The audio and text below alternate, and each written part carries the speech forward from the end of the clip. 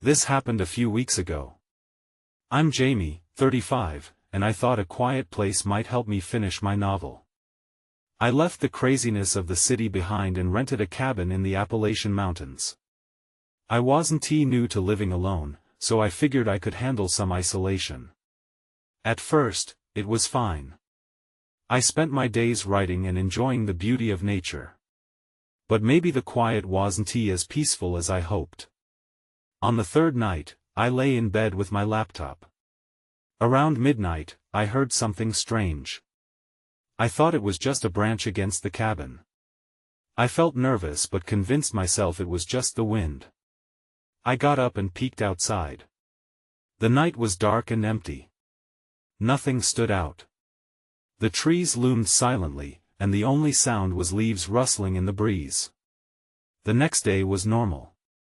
I wrote and took a long walk. But when night fell, I heard it again. Soft laughter. It was like children playing somewhere nearby. I was unsettled. Just as quickly, it stopped. I told myself it was my imagination. I was too close to finishing my draft, maybe I wasn't sleeping well. But the noises kept coming. Each night, I heard footsteps outside and saw shadows near the windows. I wanted to dismiss it as wind or my imagination, but I couldn't shake off the feeling that something was out there. My heart raced when I thought about someone lurking outside. One afternoon, while I took a break from writing, I spotted something odd on the trees near the cabin. Symbols carved into the bark. They weren't there before. I approached one and ran my fingers over the etching. It felt cold and unsettling. I spotted more symbols scattered around. They looked like some strange message. Part of me wanted to ask the locals about them, but my nearest neighbor was miles away. It drove me crazy. I kept questioning whether the sounds or the symbols were real. Maybe I was imagining it all. I tried to focus on my novel, but as soon as the sun set, those shadows returned to haunt me. Then one night, I sat in front of the fireplace with my laptop. I heard the laughter again. This time, footsteps were right outside my door. They were so close. I froze and gripped my laptop tightly. I wanted to peek outside, but I was terrified. I knew something was out there. Finally, I saw a figure pass by. My voice trembled as I whispered, "Hello?" There was no reply. My heart raced faster as I stood up. I opened the door a crack and strained to see. Suddenly, I heard a whisper in the dark, "Why are you alone?" I looked around, my pulse racing. Nobody was there. The fear hung heavy in the air. I stepped back, my breath shaky, and closed the door. I had no idea what was going on or why I was here. I just felt alone and scared in that dark cabin, surrounded by secrets. I barely slept that night. My thoughts raced, swirling like leaves in the wind outside. I couldn't shake the feeling that someone, or something, was watching me. As dawn broke, the cabin felt emptier than ever. The sun's light filtered through the trees, but it provided little comfort.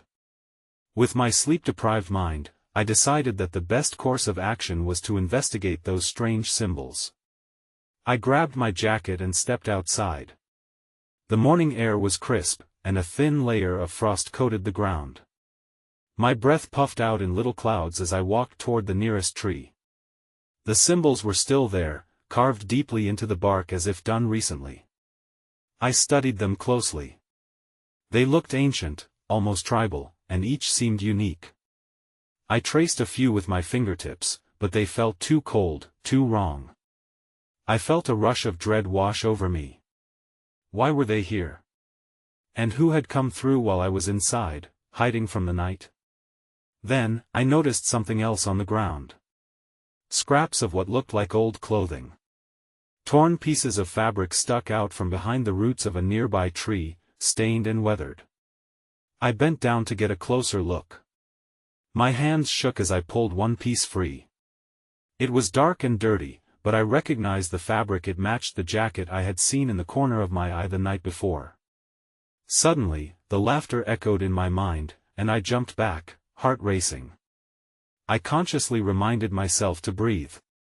It was just the wind, I thought, but it didn't soothe my worries. I rushed back inside the cabin. My instincts were on high alert. I grabbed my laptop, trying to distract myself by diving back into my writing. But every creak of the wood made me flinch. I needed answers but felt trapped by my fear. Just then, a loud bang echoed from outside. It sounded like someone had thrown a rock against the side of the cabin. My hands trembled as I set my laptop down. I was terrified but also angry, feeling pushed to the edge of my limits. I couldn't let the unseen tormentor win. I opened the door, fully expecting to confront whatever made that noise. I peered out but saw nothing. The silence hung thick, almost mocking. But then, by the edge of the trees, I noticed something moving. A shadow flitted between the trees, too quick for me to make out details. "Is anyone there?" I yelled, my voice cracking. No response. My heart raced, and the pit in my stomach grew. I turned back inside, but just as I stepped over the threshold, a cold gust of wind slammed the door shut behind me. I turned to face it, and to my horror, the whispers returned, clearer this time. "Why are you hiding?" Before I could react, I felt a sudden chill on the back of my neck. The hairs stood on end. My breath hitched in my throat. Then everything went dark, and I lost my balance. I stumbled back and felt the cool floor beneath me. I blinked, struggling to understand what was happening. That wasn't the wind. It was the darkness around me, closing in. That was when I saw it. A shadow in the corner, creeping toward me. The shadow grew denser, shifting like smoke against the far wall. I wanted to scream, but instead, I stood frozen. My instincts screamed to run, but my feet wouldn't move. "Who are you?" I finally managed to whisper. The words felt thick in my throat. The darkness seemed to pulse around me, as if the shadow fed off my fear. It paused, and for a moment, I thought I saw a face. Hollow eyes stared back, not with malice, but with an unsettling curiosity. I stumbled back, and that's when I noticed something glinting on the floor, a shard of metal, half buried in dust. Without thinking, I lunged for it, grasping it tight in my palm. It wasn't much, but it felt better than being empty-handed. As if sensing the shift, the shadow lunged forward. Cold air washed over me, and I barely dodged to the side, feeling the frigid breath glide past my shoulder. I turned and bolted for the door. I yanked on the knob, but it wouldn't budge. Panic surged through me. "Open, damn it!" I pounded on the wood with my fist. My breath came in short gasps. Where was the point of escape? The laughter echoed again, piercing through the silence. It seemed to come from every direction. "Why are you still here?" The voice slithered through the air, wrapping around me. It felt frantic, like it was teasing me, playing a game. Just then, the shadow shifted again, darting toward me in a blurred frenzy. I hurled the metal shard toward it, hoping to distract or deter it. It clattered harmlessly to the floor as the shadow ducked away, clearly more clever than I had anticipated. I heard a soft whisper, "You can't escape." That sent me into a new frenzy. In the corner of my eye, I caught a glimpse of the symbols from outside, each one etched into my memory. They had felt wrong, but maybe they held the key. I needed to learn what they meant. With that thought in mind, I pivoted away from the door and glanced at the window. If I could get there, maybe I could see what was outside. Maybe I could make sense of this madness. With all my might, I sprinted toward the window. I could feel the dark presence close behind me, its breath like ice dripping down my spine. I reached the window and threw it open, the sudden rush of fresh air slapping my face. I hadn't thought beyond getting to the window. Now I was exposed, dangling over the drop outside. But there was no time for hesitation. I climbed out, feeling the cold rush of adrenaline as I landed ungracefully on the frost-covered ground. I turned back toward the cabin, ready to confront whatever was inside. But no shadow appeared at the window. I looked frantically around, half expecting a swarm of dark forms to surround me. Instead, all I found was the eerie silence of the woods. But then, a new series of sounds broke through the silence. Crackling leaves and footsteps not mine. Someone, or something, was approaching. The pounding in my chest returned with a vengeance. I had escaped one threat, only to run headlong into another. I had to find out who, or what, was coming toward me. My heart raced as I strained to listen. The footsteps drew closer, crunching through the underbrush. They weren't slow or hesitant, they moved with purpose. I crouched behind a thick tree trunk, hoping to remain unseen, hoping this new presence wasn't connected to the shadow I had just fled. I squinted into the darkness, searching for any sign of movement. The moonlight barely penetrated the thick canopy, casting flickering shadows that played tricks on my eyes. I fought to control my breathing, afraid that even the slightest noise would give me away. "Hello?" A voice called out, splitting the silence like glass shattering. It was a young woman's voice, shaky yet strong. My grip tightened around the shard of metal in my hand as I weighed my options. Should I reveal myself, or stay hidden? "Is anyone there?" She called again, her tone shifting from uncertainty to determination. I recognized that tone, someone who had faced fear before. I peeked around the tree's edge and saw her silhouetted form, a flashlight bouncing at her side. The beam cut through the darkness, illuminating patches of ground around her but never fully revealing her face. "Please," she continued, "I don't want to hurt you. I just need to know you're safe." Safe. The word echoed in my mind, reminding me of the chaos I had just escaped. A part of me wanted to trust her, to believe that she could help me make sense of this nightmare.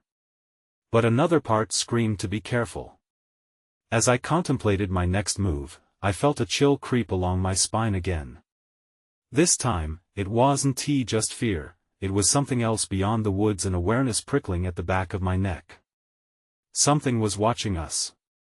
My instincts roared to warn me as I caught a flicker of movement behind her. Just as I opened my mouth to call out, a low growl erupted from the shadows, echoing around us. The woman froze, her eyes wide as she scanned the darkness, the light of her flashlight revealing nothing but twigs and branches. I could see the panic starting to creep into her features. "Run!" I shouted, breaking my silence, though I wasn't sure she'd hear over the growling. My voice came out hoarse, raw from the terror I had just fled. I barely recognized it as my own. Without hesitation, I bounded out from behind the tree, willing my legs to move. I had to get to her. But I was too late. She turned, eyes wide with fear, just as a massive shape charged from the dark. A monstrous figure, bristling with fur and malice, lunged. "No!"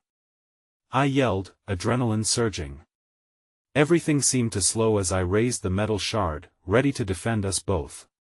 But then, the growl escalated into a blood-curdling roar, drowning out everything else. I felt the ground tremble under the weight of whatever was about to come crashing down. In that moment, I knew I had to make a choice. To fight alongside this unknown woman or run again, back to where I thought I had found safety. But I could see one thing clearly. There would be no escaping whatever nightmare had begun tonight.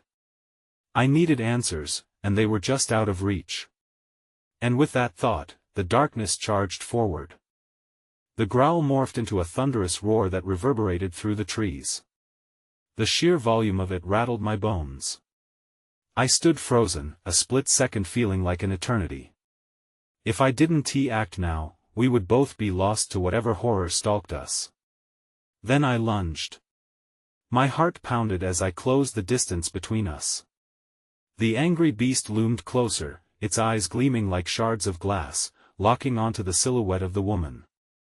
Rage surged through me, and with a primal scream, I hurled myself forward, metal shard aimed directly at the beast. Before I could reach it, the creature pivoted, lunging toward her. It was a massive beast, muscles rippling underneath a thick coat of dark fur. Panic surged like a tidal wave as it snapped its jaws inches from her. "Look out!" I shouted, desperation flooding my voice. She dove to the side just in time, the creature narrowly missing her. I barely comprehended her movements as I swung the shard toward the creature's flank. The metal glinted in the dim light, finding a small opening, and I felt resistance as it pierced the fur. The beast howled, its fury abruptly shifting to pain. It spun toward me, fury igniting in its eyes. I barely had time to register the twist of its outrage before it charged again. I stumbled back, heart racing as a terrible realization hit me: the shard was too small, too flimsy. I needed something more substantial.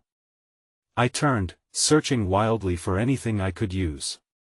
The flashlight beam skittered over the ground, revealing fallen branches and debris. I spotted a thick log nearby. With a burst of adrenaline, I sprinted towards it, forcing my legs to move faster than I thought possible. "Grab the flashlight!" I yelled at her, hoping she wasn't too paralyzed by fear to react. "We need light." As I picked up the log, I glanced back.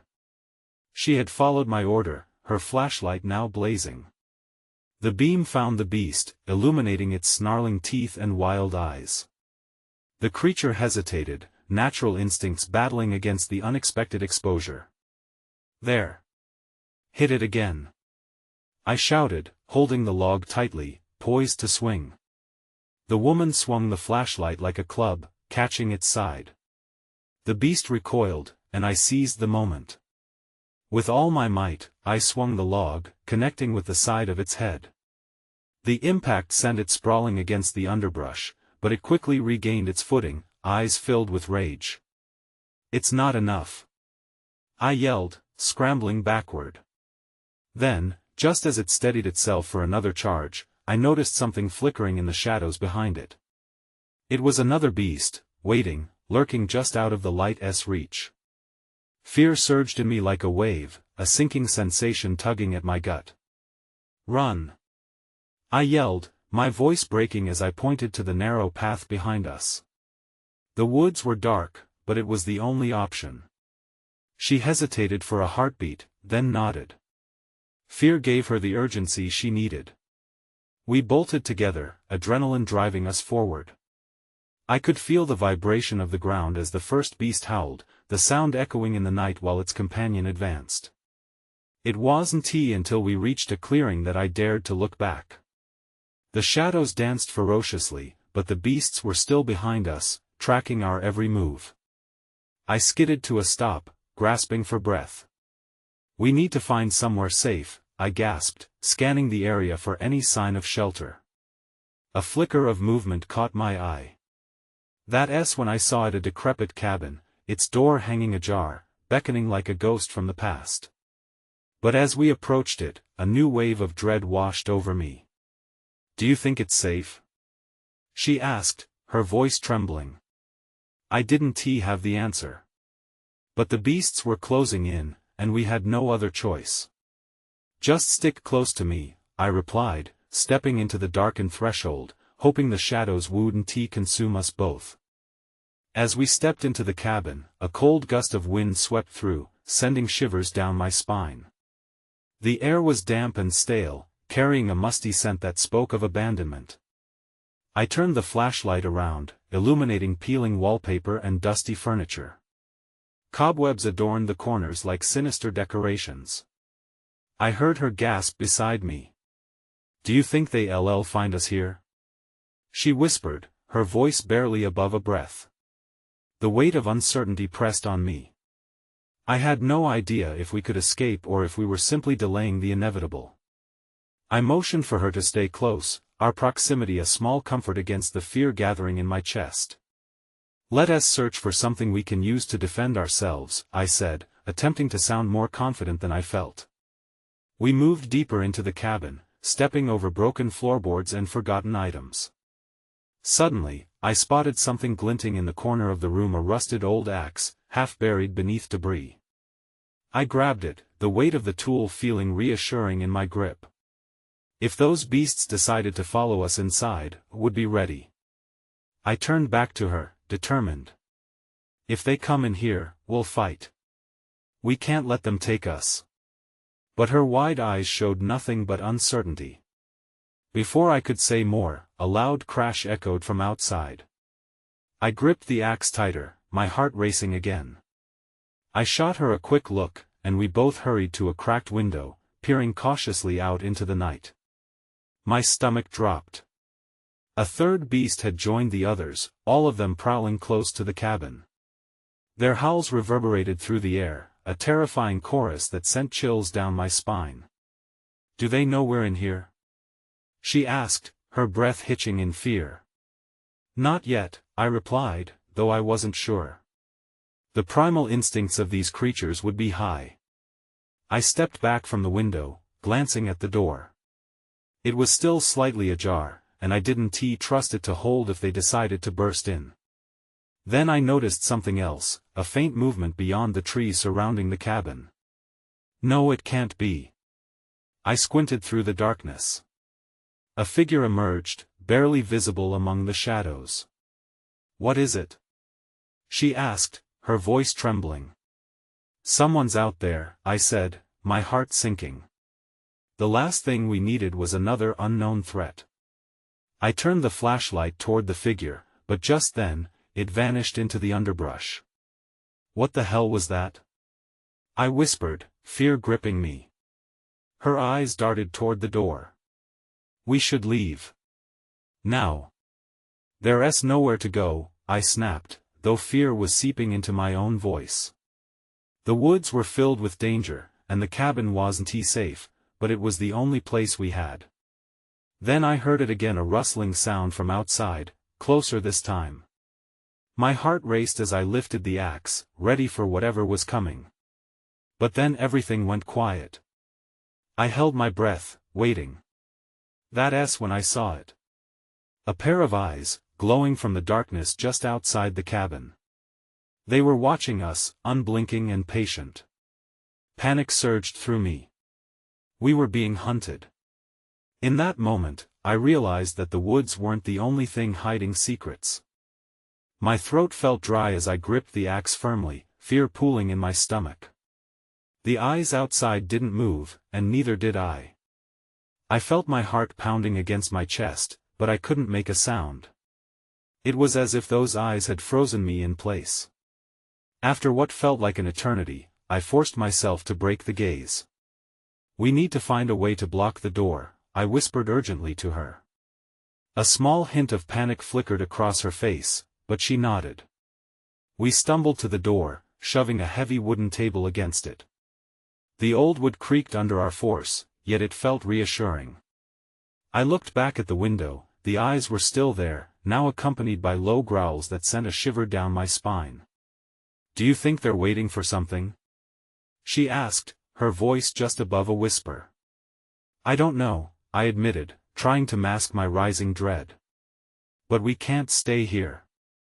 I glanced around the dimly lit cabin one last time, looking for anything else we might use. There was an old bookshelf, covered in a thick layer of dust and cluttered with various objects, some of which I couldn't make sense of in the flashlight's beam. "Over there." I pointed to the shelf. "Let's check it." We moved quickly, and as I rifled through the items, I felt a flicker of hope. There was a tiny canister, and I couldn't quite make out what was inside. It felt lightweight, and I turned it over in my hands. "What do you think this is?" She leaned closer, squinting at the faded label. "Looks like matches." "Matches?" I repeated. "That could work." I tucked the canister into my pocket.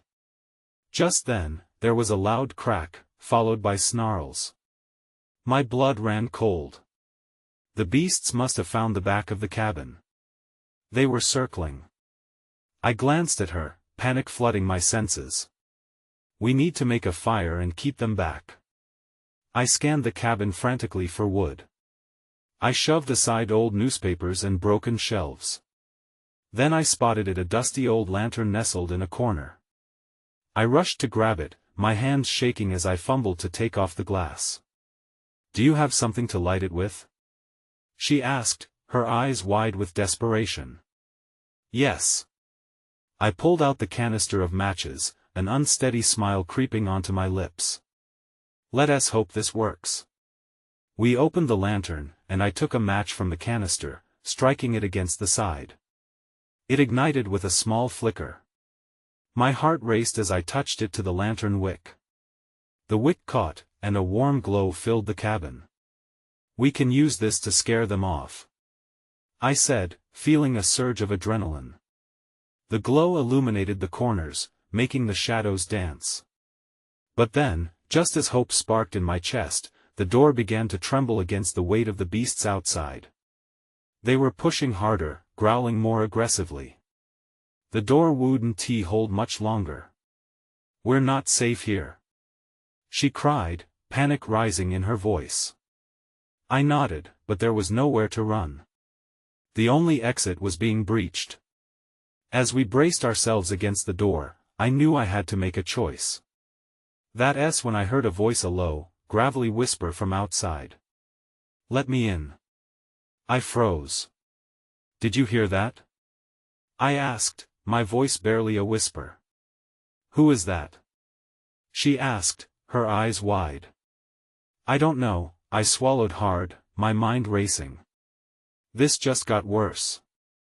I stood frozen, my heart racing. The voice was low and gravelly, with a strange lilt that made my skin crawl.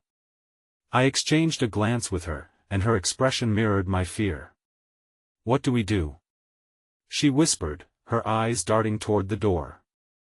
"Maybe we should ignore it," I suggested, my mind spinning. The creatures outside were still growling, and the last thing I wanted was to open the door for whoever that was. But the voice came again, more insistent this time. "Let me in. I can help you." I clenched my jaw, feeling the hairs on my arms stand up. "How do we know it's not a trick?" I responded, finally finding my voice. "What if it's them trying to lure us out?" She took a deep breath. "We can't just stand here and do nothing. What if the door breaks, and we're trapped?" Before I could answer, the door rattled hard, threatening to give way. The growls escalated, and I could hear claws scraping against the wood. Fear gripped me like a vice. Okay, I said, my thoughts racing. "Let's hear it out. But stay behind me." I took a step closer to the door, gripping the axe tightly. "Who are you?" I shouted. "What do you want?" The voice paused for a moment, as if it was weighing its words. "I'm a friend. I've been watching you. You're in danger. They want to get inside." There it was again, dread pooling in my stomach. I glanced at the lantern next to me, the flame flickering amidst our tension. "And what can you do?" I shouted back, my voice rising in suspicion. "I can help you fight them off." "But you have to trust me," it replied. As I mulled it over, an idea struck me. "Do you know how to get rid of them?" "There's no way we can hold this door for long." "Yes," the gravelly voice responded. "There's a way. But you must let me in." A loud crash reverberated through the cabin as a claw punched through the door, splintering the wood. I gasped, adrenaline surging again. Now. I shouted, rushing back to the door, trying to shove the table into place even harder. "They're coming. We're running out of time," I yelled. "Let me in." The voice begged, louder and more urgent. "Trust me. I am not here to hurt you." I hesitated. My instinct screamed to keep it out, but we were on the verge of being overwhelmed. I glanced over my shoulder at her. Some hidden resolve flickered in her eyes, and she nodded, as if urging me to take a chance. "Okay," I said, breathing hard. "I'll open the door. But if you're lying, I'm not." The voice pleaded. My hands trembled as I reached for the latch, doubt gnawing at me. But the crashing and growling intensified, and I knew I had to act. With a swift motion, I threw open the door just enough to allow the figure passage. As the shadowy form slipped inside, my pulse quickened with a mix of hope and dread. There was no turning back now. Now what? I asked, glancing nervously at the door, ready to shut it at a moment's notice. The figure's eyes reflected the lantern's light, revealing a face that made dread wash over me. I found a way to stop them, it said, its voice harsh and raspy. But we're going to need a distraction. Suddenly, everything in me screamed that this was only the beginning of our nightmares, not the end. I stared at the figure in disbelief. Its face was a mask of scars and shadows, eyes like deep wells. A chill crept into the air, almost suffocating. A distraction? I echoed, struggling to process what that meant. What kind of distraction? Something to draw them away, it said urgently, scanning the room. It's not safe here. We'll need to make noise, big noise. It will buy us time. I could feel panic rising again. How can we trust you? You just walked in here while we were about to get torn apart. The figure took a step closer, its grim face now lit partially by the lantern. You can't fight what you can't see. They'll swarm if we stay put. We have to act before they breach this place. My thoughts collided in a storm. I was no strategist, I only wanted to survive the night. What do you suggest? We need to set a fire, it said, the intensity in its voice rising. Outside. It'll lure them away from the door. I hesitated, imagining the flames licking at the woods. That's too risky. What if it draws more of them? Or it helps us escape? It shot back. You can stay here and wait for the door to break, or you can trust me. Either way, you're running out of time. Her eyes widened, panic creeping in. We can't just go out there. What if time is not our friend? The figure interrupted harshly, yet I sensed an urgency beneath its rough tone. A sudden crash jolted me back to the door. Cracks splintered through the wood as another claw pushed closer, forced by the hunger outside. The growls were louder now, almost primal, echoing in the cabin. My hand trembled around the axe, and I felt my resolve wavering. Okay. I said, shouting over the noise. Let us say I agree. How do we get out there? You'll have to create the distraction first, it instructed, glancing around. But you'll need something that burns bright and draws them in. A flare, maybe? I racked my mind for ideas. The lantern. I exclaimed, the urgency suddenly sparking clarity. If we take the lantern outside, it'll illuminate the area. I can throw it far enough. Good, the figure nodded, a hint of approval flashing in its eyes. But it won't be enough. We should add more to it. I looked at her, the color had drained from her face. What do you mean? Bring anything flammable. Clothes, papers, whatever you can find. I hesitated for a moment before rushing to the corner of the room. Gathering my senses, I grabbed old blankets and tattered clothes that lay strewn about, shoving them under my arm. What next? I asked breathlessly. On my count, the figure replied, locking eyes with me. Once I open this door, we move fast. We'll light it and run. Just trust me. The howl of the creatures escalated outside, and my heart raced. I could feel the weight of the decision resting on my shoulders, but there was no turning back now. With a deep breath, I nodded, my instincts igniting. Okay. I'm ready. 3, 2, 1. The figure swung the door wide open, and I bolted outside, adrenaline surging through me. The night was dark and choked with trees. That's when I saw it, a shadow among the trees, lurking and waiting. Something wasn't right, and suddenly, the sense of dread I'd felt before wrapped around me tighter than ever. I sprinted into the clearing, clutching the lantern and its makeshift fuel. Glancing back, I could see my companion following closely behind, but the creatures were gaining ground, their growls insatiable and hungry for the taste of our fear.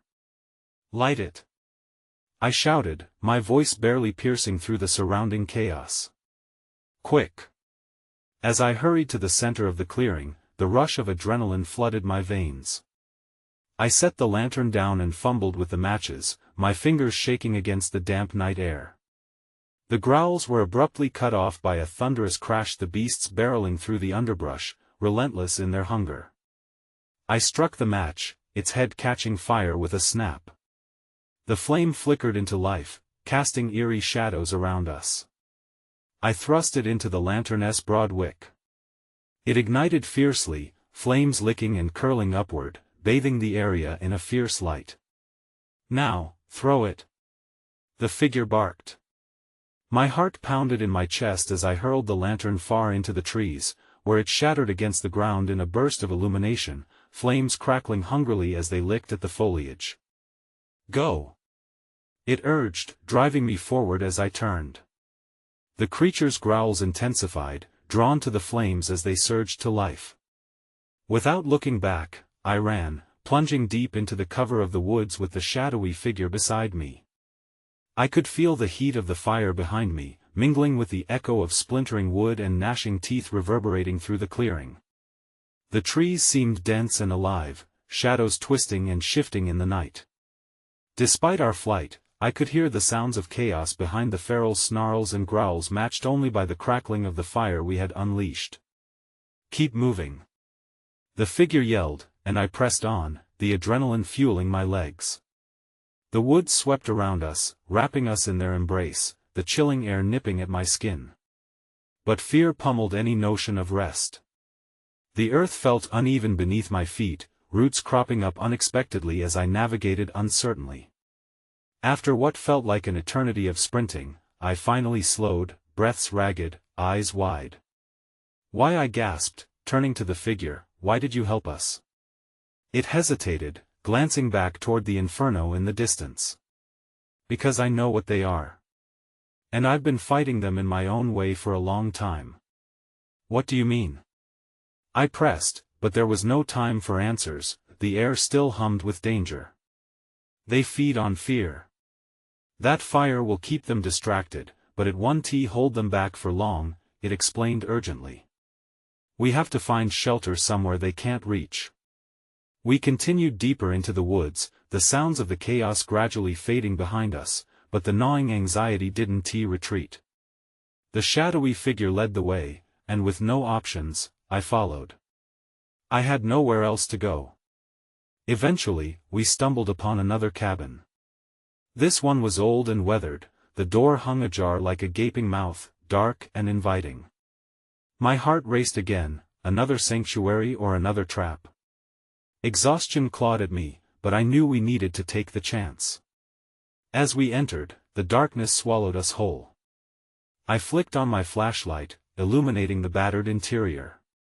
There were old crates and remnants of long-abandoned life littering the room. "Shouldn't we secure the door?" I asked, glancing back toward the entryway. "No need," the figure said, the eerie calmness in its voice sending shivers down my spine. "They won't follow us here, yet." I felt a rush of unease wash over me. "What do you mean?" But before I could probe deeper, a low rumble rolled through the woods. The beasts were closing in, but not on our location on the fire we had set. And then the figure turned to me, that same strange glint in its eye. "They've tasted you now. You're marked." "Marked?" My confusion twisted into dread. "What does that mean?" But I wasn't given answers. Instead, shadows danced quickly, filling the corners with a haunting presence. My breath caught as I realized I thought I had escaped, but perhaps this was only the beginning of understanding the true nature of the darkness enveloping me. I couldn't shake the fear gripping my heart. As I watched the figure's shadow meld into the cabin walls, blending with the murk around us, I knew answers were complications too. The lingering question stuck to my thoughts: had I outrun the shadows that lurked in the woods, or had I only turned deeper into their web? It was a misery that left me feeling more lost than before, and as I exhaled, I sensed an unsettling truth. Sometimes, facing the darkness meant merely lighting a fire to illuminate what we were too afraid to confront.